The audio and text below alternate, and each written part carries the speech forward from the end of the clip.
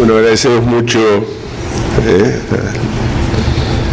a Rialzada por su exposición, que un poco nos pone en un tema en el cual la gente de medicina no es que estamos tan acostumbrados, ¿no?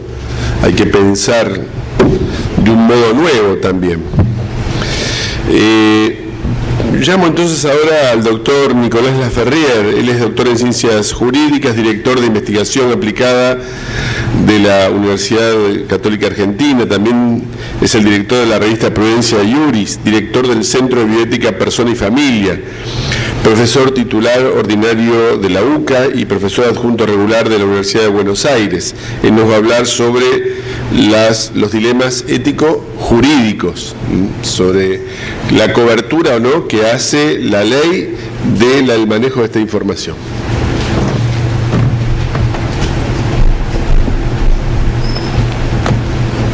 Bueno,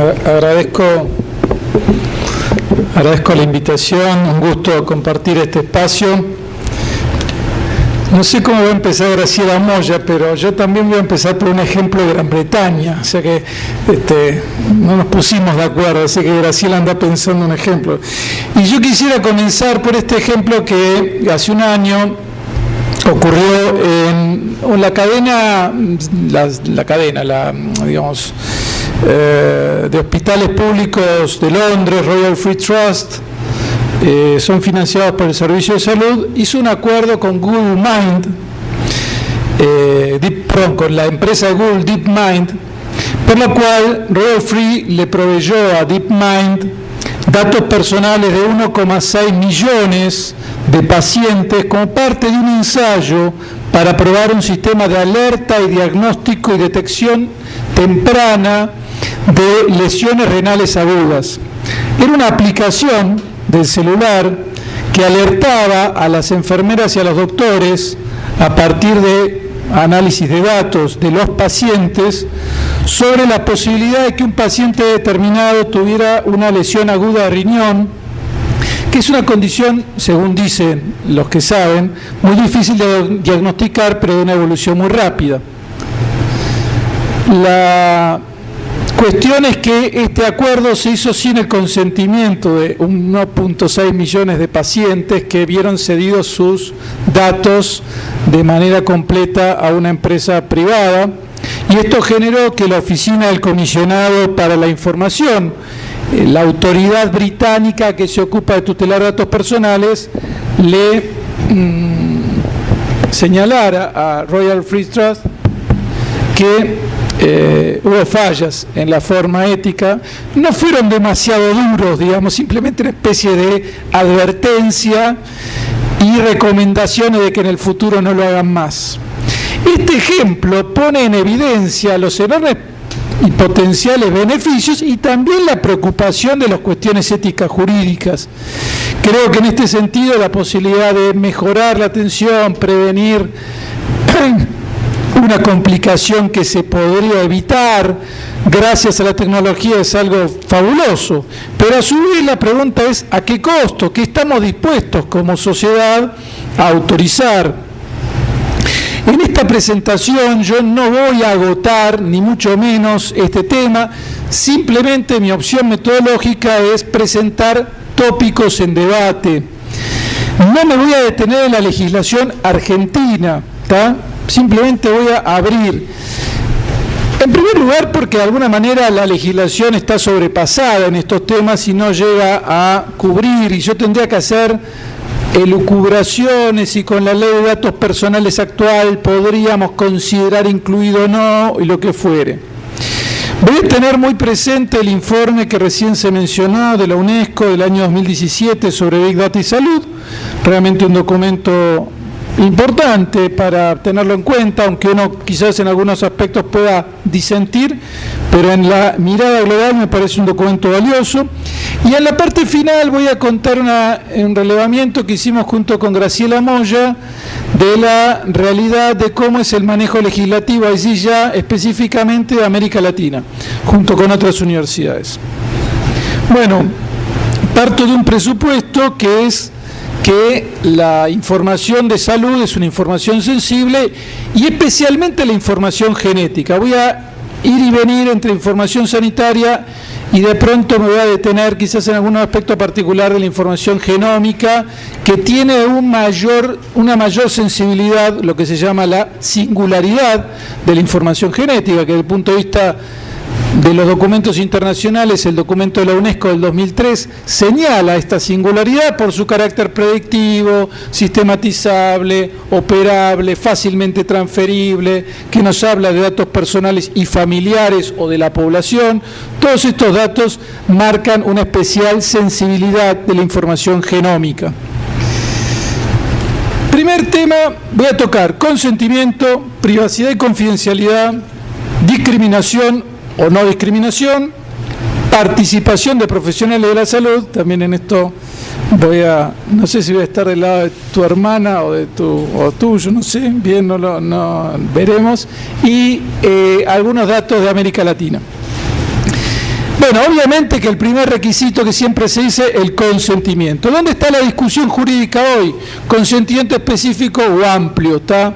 O sea, hay toda una tendencia a que como yo cuando te pido un dato, no sé todo lo que puedo sacar de ese dato, te pido que me autorices todos los posibles usos. Entonces, no, es que yo quiero saber para qué vas a usar la información. Y es que no lo sé, porque hoy con la tecnología que tengo puedo saber esto. Pero quizás mañana además puedo saber todo esto. La pregunta es, ¿vos me autorizás todo lo que voy a hacer? Y ahí está la opción, digamos. El documento de UNESCO señala que se tiende a adoptar esta idea de broad consent, es decir, consentimiento amplio, y señala sus límites, ¿está? Me llamó la atención que entre los límites está la cuestión sociocultural, económica de una población concreta, es decir, en países en vía de desarrollo, en qué medida una población está en condiciones de comprender lo que está consintiendo cuando no tiene ni el tiempo, ni la capacitación, ni la educación para acceder a esas herramientas que, como veíamos recién, se globalizan, se vuelven, todos somos ya parte de ese mismo sistema, pero no todos tenemos ni el tiempo ni las capacidades intelectuales para comprender lo que estamos aceptando. Acá entra la regulación jurídica para decir, ¿cuál es la base? ¿Partimos de un, por defecto, consentimiento amplio o por defecto consentimiento específico? Y ese consentimiento específico se va ampliando a medida que la persona lo necesita. En el documento de UNESCO también se habla de un consentimiento dinámico, que sería que yo te permito entrar a un perfil de internet donde vos vas viendo para qué va siendo usada tu información y vas dando por clics, quitas o dejás de autorizar usos de tu propia información. Entonces vos diste un primer consentimiento y después lo vas como modificando a lo largo del tiempo, esa como una opción de uso. Nuevamente, lo mismo, ¿en qué país estamos hablando, con qué gente? Yo pienso, por ejemplo, la cobertura única de salud, que se está empezando a pensar para nuestro país, que le va a dar la tarjeta electrónica y la historia clínica digital a millones de personas sin cobertura, con poco conocimiento y realidades socioculturales muy difíciles, y me pregunto qué capacidad tienen de consentimiento real en cuanto a los usos que se le va a dar, ¿no? En Estados Unidos este ha sido un tema de gran discusión porque participar, por ejemplo, en el marco de los fondos federales de investigaciones de salud con un organismo que participaba de la Common Rule, de la regla común de investigaciones federales, autorizaba que esa información sea compartida automáticamente con todos los otros organismos. Y sabemos bien que este cruce de informaciones entre lo que yo le voy a estar dando a la CUS inmediatamente podría ser compartido con ANSES, con ANFIP y con cualquier otro organismo, y me parece que en este sentido yo soy partidario de los consentimientos específicos y de la no transferencia automática, salvo cuando se tratan de finalidades claramente epidemiológicas y muy determinadas como las que veíamos recién de cólera, pero que no es la regla general a esperar. Otro problema es el tema del consentimiento y la edad, por las aplicaciones, por quién es el que está bajando la aplicación del celular. Otra cuestión es finalmente la cuestión del recontacto. O sea, cuando dio consentimiento, en el futuro tenemos hallazgos nuevos, el deber de recontactar a la persona para hasta dónde llega, con qué información. Segundo tópico, privacidad y confidencialidad. En esta materia se suele establecer esta idea de la privacidad como un punto de partida obvio de un dato sensible. Obviamente que vamos a dejar por un momento los hackeos, digamos, o sea, la posibilidad de que te hackeen tu información, ¿está bien? Aunque de alguna manera todos somos seres genéticamente expuestos. Al estar hablando ahora, probablemente yo esté dejando algo de saliva en el micrófono que después podría ser utilizada para tener mi genoma y mis datos más allá de mi consentimiento. La confidencialidad supondría entonces la no difusión, la prohibición de transferencias sin consentimiento del titular, la prohibición de usos para otros fines, se vincula con el consentimiento, obviamente, y la adopción de medidas de seguridad para evitar los robos. Todo eso tendría que ver con cuestiones de seguridad informática que me exceden, obviamente. La cuestión de la anonimización de los datos, o sea, quitarle los marcadores. Esto está muy cuestionado, porque por cruces y por todos los datos que hoy se tienen, se puede fácilmente reconstruir, reidentificar al sujeto al cual has anonimizado. O sea, la anonimización no es una garantía de fondo, está muy cuestionada. En el informe de la UNESCO también se habla del derecho a no ser incluido en un perfil de celular, no ser incluido en un perfil de salud, es decir, a la posibilidad de no tener los datos compartidos, el control de los datos. Estos son temas básicos, conservar el control de los datos. Yo creo que es importante, como idea central de mi mensaje, creo que el consentimiento, tenemos que superar la idea de que solo el consentimiento basta. Tenemos que pensar que hacen falta un conjunto de salvaguardas complejas, decididas, aplicables, ejecutables por la autoridad como elemento de cuidado, por lo menos en el ámbito donde nosotros funcionamos. Por supuesto que esto nos desborda, las aplicaciones de celular obviamente que llegan, y esto ya me excede, es decir, esto tiene que ver ya con las regulaciones, la crisis de la soberanía nacional en regular Internet y en regular el mundo virtual, pero creo que todavía hay margen como para que tengamos esas instancias, que conservemos esas instancias de soberanía, de regulación.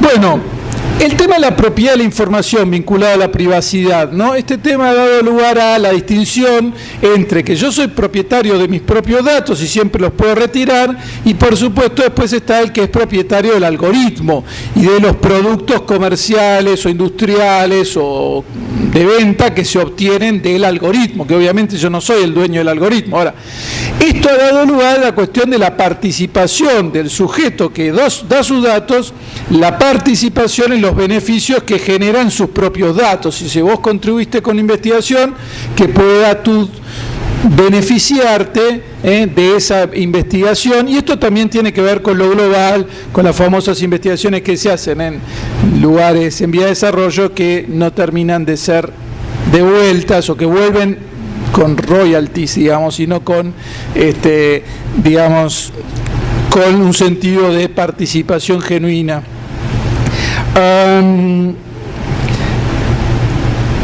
¿Hacia dónde vamos? O sea, el informe de la UNESCO habla de, bueno, sí, compartir datos como un elemento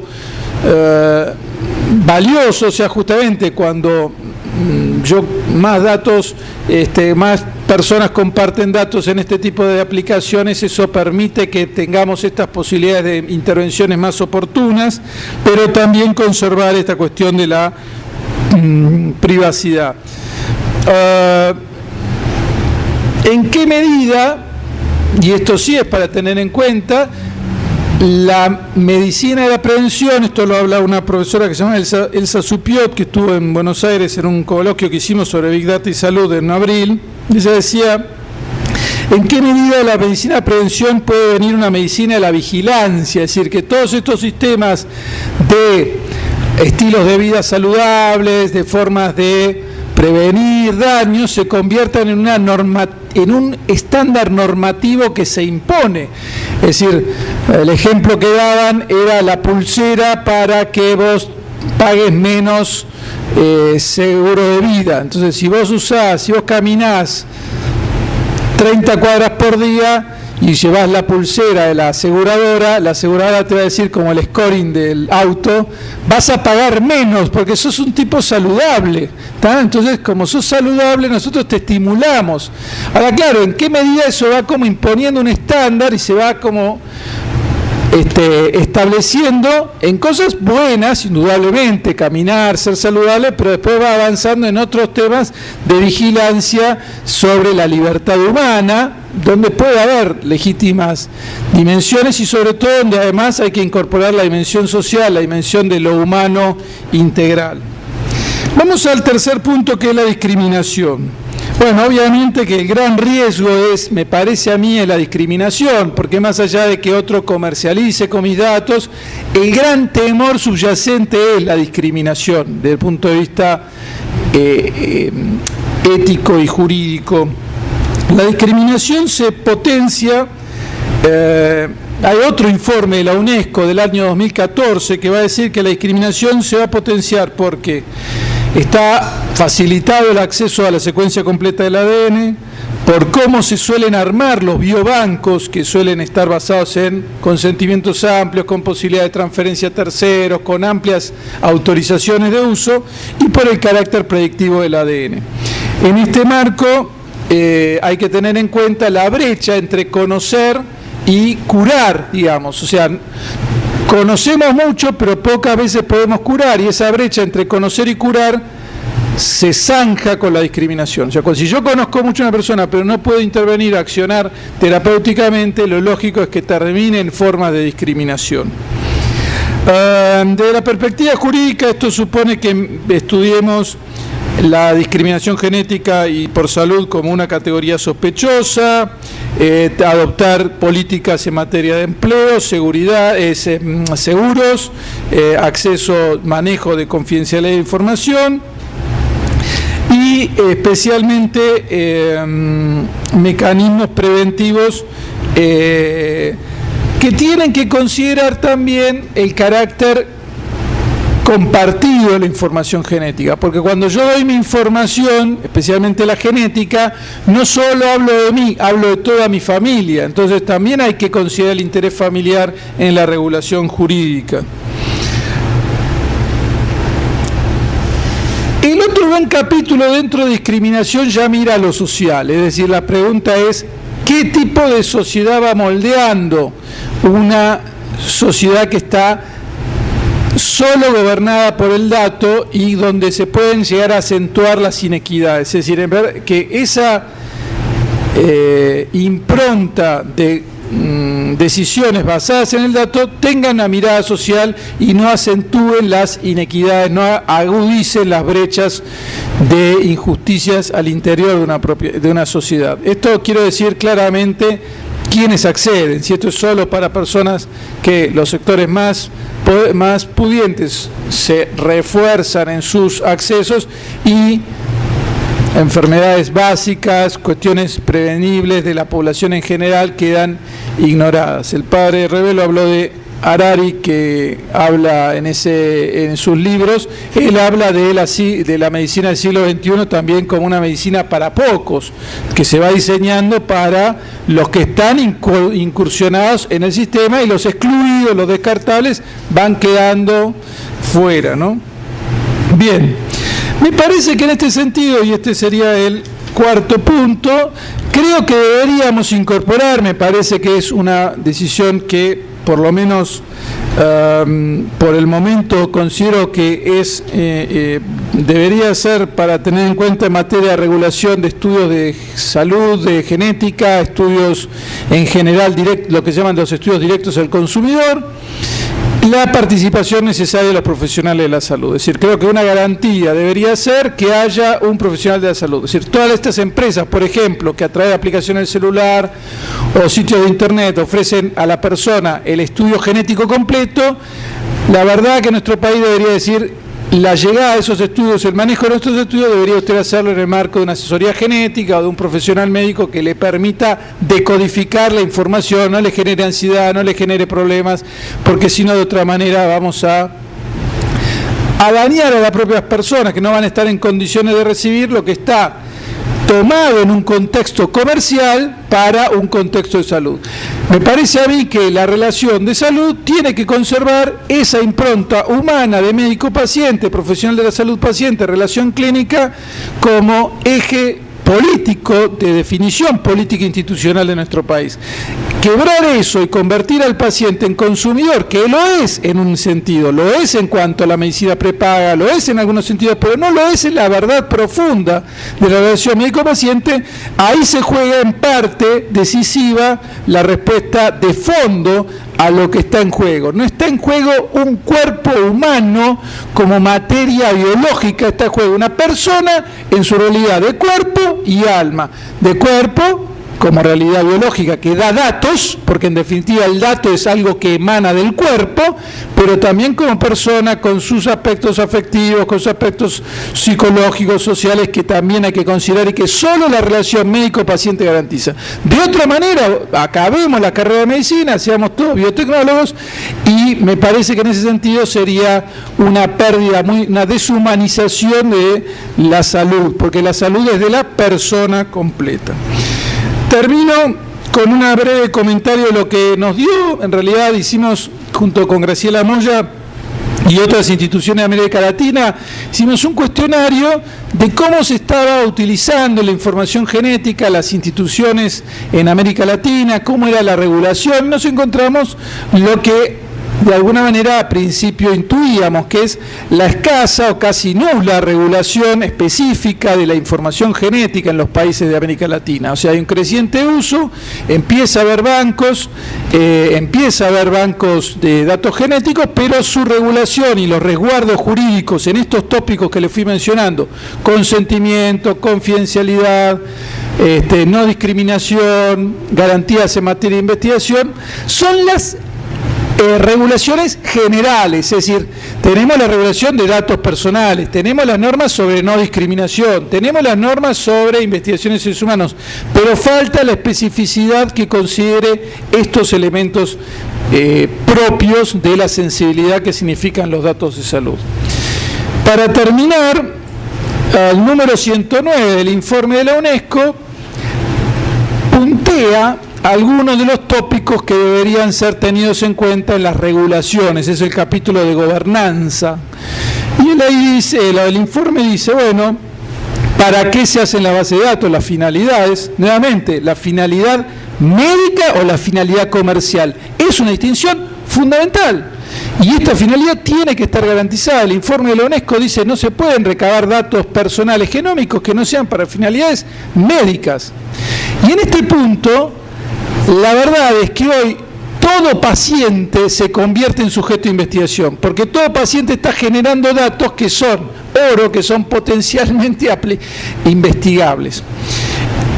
Claros procedimientos sobre consentimiento informado, si se admite o no, el abierto o no, recontactar al individuo, deberes de recontactar, procedimientos de disenso, garantías para acceso, rectificación y cancelación de datos, protección de privacidad, información respecto al destino luego del fallecimiento de la persona, referencia respecto a quién es titular de los datos y de los productos derivados, o sea que eso esté claro, cláusulas relacionadas con cómo se almacenan, con qué duración, con qué calidad para asegurar la confidencialidad, prescripciones respecto a cómo se participa o no de los beneficios compartidos, menciones específicas sobre quiénes son los propietarios de la base de datos y posibles operaciones de las que podrían ser objeto de los datos, transparencia de los algoritmos, este es un tema muy crítico que recién también se habló, previsiones concernientes a las poblaciones vulnerables, personas con discapacidad, poblaciones indígenas y qué pasa con personas menores de edad. ¿Ven? Es una enumeración de posibles tópicos involucrados en eventuales legislaciones. Muchas gracias.